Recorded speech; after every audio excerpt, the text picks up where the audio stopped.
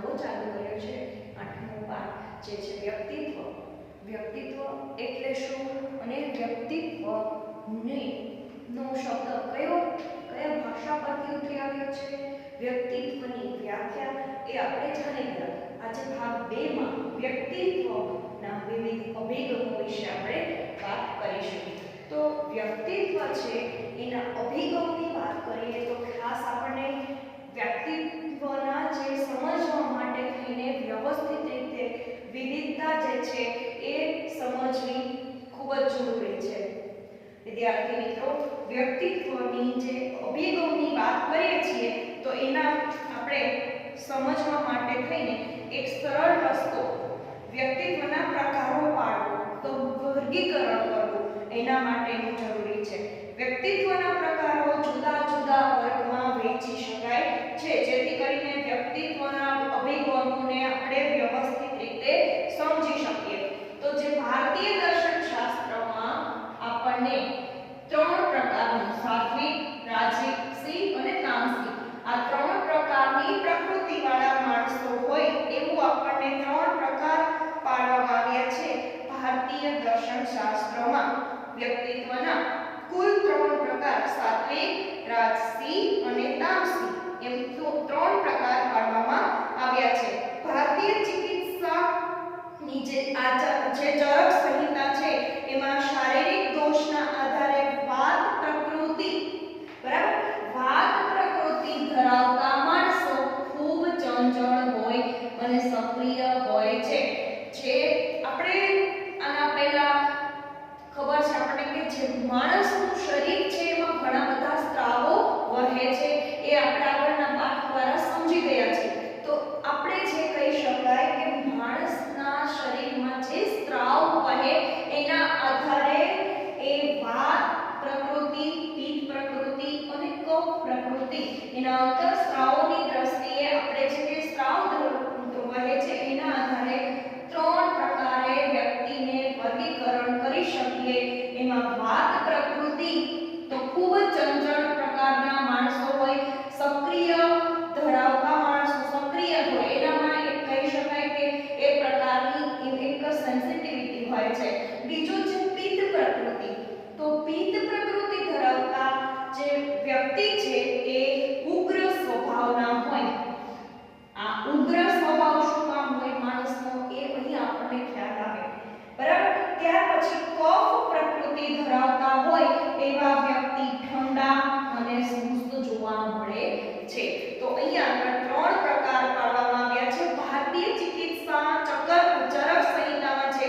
શારીરિક દોષના આધારે છે વાત પ્રકૃતિ, પિત્ત પ્રકૃતિ અને કફ પ્રકૃતિ એમ 3 પ્રકાર પાડવામાં આવે છે.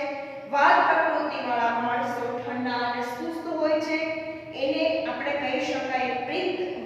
ખરેખર બીજા છે વાત પ્રકૃતિ વાળા માણસો ખૂબ જ ચંચળ અને સક્રિય હોય છે અને પિત્ત પ્રકૃતિ વાળો માણસ ઉગ્ર સ્વભાવનો હોય છે અને કફ પ્રકૃતિ વાળો માણસ ખૂબ જ ઠંડો અને સુસ્ત હોય છે.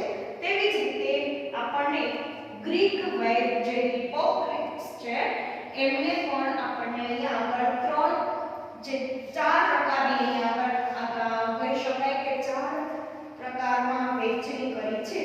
એમાં જે ગ્રીક વૈદ હિપોક્રેટ્સ છે એ માણસના શરીરમાં કયા રસસ્ત્રાવો પરનો પ્રભાવ કેવો પાડે છે તેના આધારે 4 પ્રકારો વર્ણવ્યા છે. રક્ત પ્રવાહી વ્યક્તિ સક્રિય અને આનંદી હોય છે. ઘણા વ્યક્તિને ખૂબ જ રમૂજી સ્વભાવ હોય, એના આનંદી સ્વભાવ હોય, સક્રિય હોય, તો એવા વ્યક્તિ રક્ત પ્રભાવી વ્યક્તિ તરીકે ઓળખવામાં આવે છે.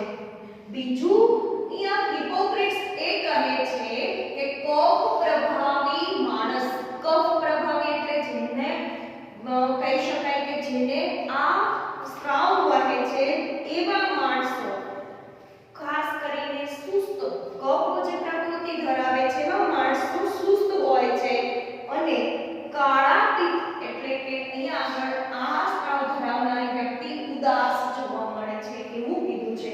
અને પીળા પિત્ત વાળા માણસો ઉત્તેજનશીલ હોય છે, વારે વારે ક્રોધી પણ બની જતા હોય છે, એને વધારે ને વધારે ગુસ્સો પણ આવતો હોય છે. આમ ગ્રીક વૈદ હિપોક્રેટ્સ છે એ ના જણાવ્યા પ્રમાણે માણસના શરીરમાં કયા રક્તસ્રાવો જે રસસ્રાવો છે એના આધારે કયો પ્રભાવ પડે એના આધારે 4 પ્રકારો આપણે જોયા. રક્ત પ્રભાવી વ્યક્તિ સક્રિય હોય અને આનંદી હોય છે. કફ પ્રભાવી વ્યક્તિ સુસ્ત અને કાળા પિત્તના પ્રભાવવાળા માણસો વ્યક્તિઓ ઉદાસ હોય છે અને પીળા પિત્તના પ્રભાવવાળા વ્યક્તિઓ ખૂબ જ ઉત્તેજનશીલ અને ક્રોધી હોય છે. ક્રેશમર અને શેલ્ડન શરીરના બાંધાના આધારે વ્યક્તિત્વના પ્રકારો આ પ્રમાણે આપ્યા છે. એમાં પહેલું છે આંતરસ્તર પ્રધાન, એટલે કે બાંધાવાળા લોકો જાડા, ઠીંગણા, તેમનું વ્યક્તિત્વ આનંદી, મિલનસાર, રમૂજી અને હળવાશવાળું હોય છે. તેઓ ખાવા પીવાના શોખીન હોય છે.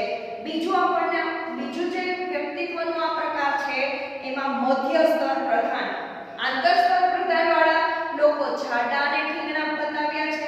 મધ્ય સ્તર પ્રધાન વાળા બાંધાવાળા જે વ્યક્તિઓ છે એવા લોકો છે એને સ્નાયુબદ્ધ હોય છે. તેઓ ખૂબ જ સક્રિય હોય, હિંમતવાન હોય, નેતૃત્વ સંભાળે તેવા હોય છે અને તેઓમાં જોખમ વાળા કાર્યો કરવાની વૃત્તિ જોવા મળે છે.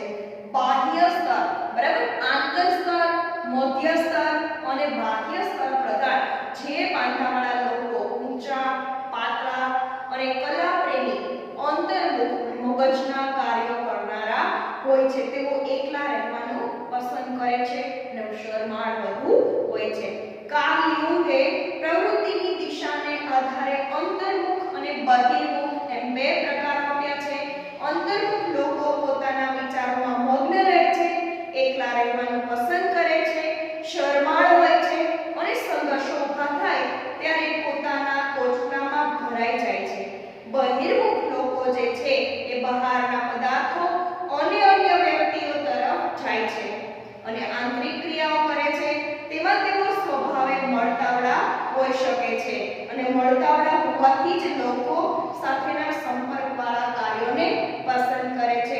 વિદ્યાર્થી મિત્રો, આપણને ખ્યાલ આવે છે કે જે વ્યક્તિત્વ વધારે પડતા કયા રસસ્રાવનો એના શરીરમાં કેવી રીતે અંતર્મુખ, બાહિર્મુખ કેવી રીતે એ સ્વભાવગત આપણને દર્શાવી શકે એના જુદા જુદા વર્ગીકરણમાં આપણે આ વસ્તુ જોઈ. હવેનું જે આના પછીનું જે સેશન છે એના દ્વારા આપણે વ્યક્તિત્વ ગુણલક્ષી અભિગમ જે પહેલો છે એના વિશે આપણે માહિતી મેળવશું.